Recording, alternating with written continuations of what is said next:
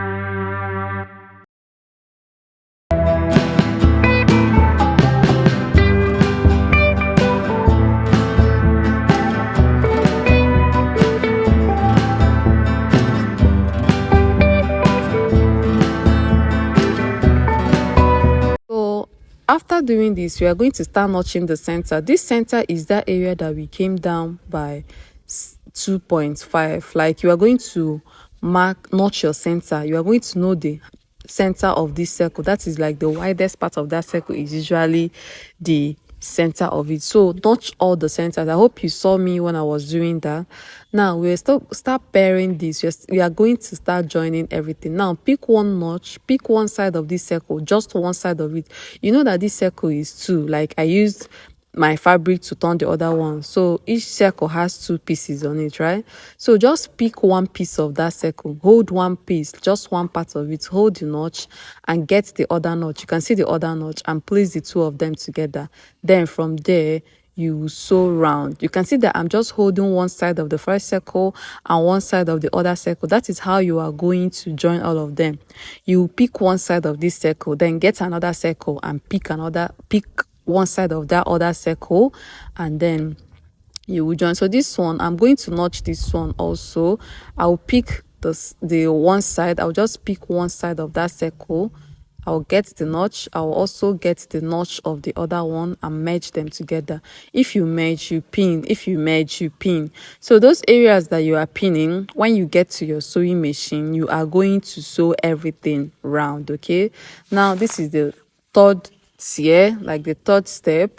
I'll get it. I'll notch the center of my circle to be very prominent. Then I am going to get the other side of the other circle and pin the 2 of them. So that's how I'm going to pin until I have pinned the 6 pieces. So you can see as I'm opening this circle, as I'm opening the flat, one part will be attached to the other one will be attached to the other, like just like that. You'll be building it up step by step. One part of the circle will be attached to the first one, the third one will be attached to the second one, the fourth one will be attached to the third one, just like that, side by side.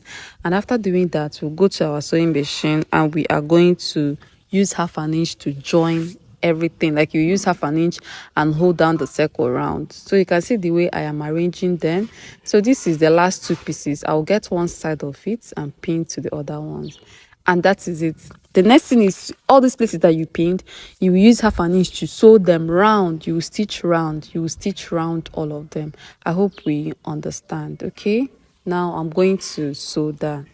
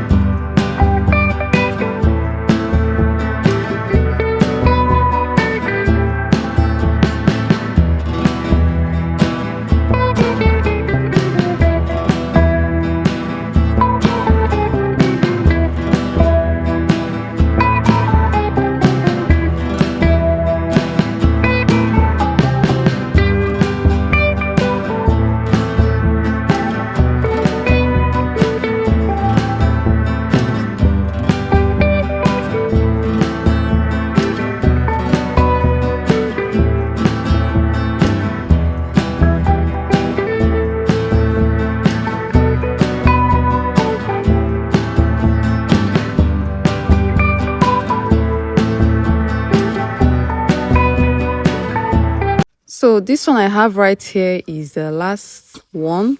So after joining each one, you will turn it out. Then if you want to add more structure to your circles, you are going to add bones, you are going to add color stay and all that. So at the end of the day, this is what we have. If you want to register for our online classes, you can just drop a comment in the comment section and I will direct you on how to register. You can see that we have about 14 or 15 online classes. So the boo boo class is the latest class. So if you want to register for that, you can just send me a DM. I hope this tutorial is helpful. This is a trial, and remember not to make your own 8 inches. It is too much. Thank you all, and see you in my next video. Bye.